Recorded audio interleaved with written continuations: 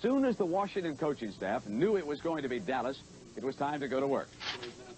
This night session, the start of their intense preparation, did not end until dawn on Monday. Later that day at practice, Joe Theismann found time to clown around with a feather in his cap. But there was no horseplay in Dallas as the battered Cowboys reported to the training room to heal their wounds. How good it feels the day after the game. For the Dallas coaches, the next stop was the screening room and a long look at the Redskins' victory over Minnesota.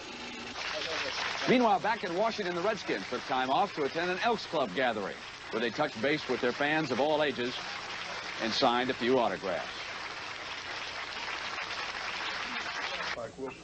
Tuesday in Dallas, defensive line coach Ernie Stotner is charting his strategy for the battle in the trenches. He then translated those X's and O's into English. My front four will be faced with the task of beating the Sweat Hogs, and they'll have to take each one on individually as a personal battle. And anytime you play this game of professional football, that's my belief, to be a defensive lineman, you have to have a personal hate for your opponent.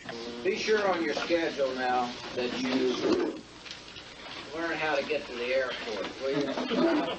Because we don't want to miss you when we leave. Wednesday, Jay Saldy worked out with a strength coach. Get free from the linebacker. Dear Lord, I want to thank you for letting us receive this food today. Amen.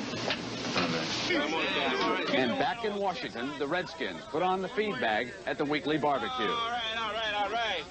One more, all right. Okay. Friday afternoon, the Redskin battle gear was put in place at RFK Stadium.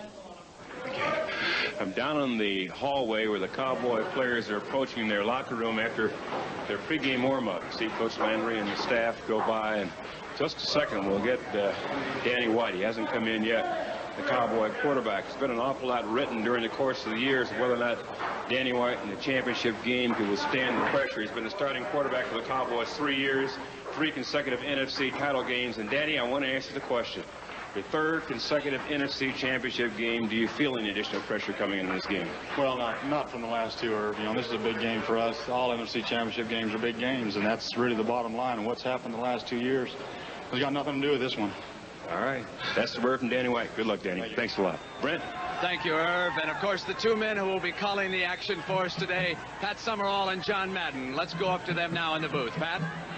Okay, Brent, thank you very much. When you get to a game of this magnitude at this point in the season, of course, injuries always are a big factor. And, John, what is the situation?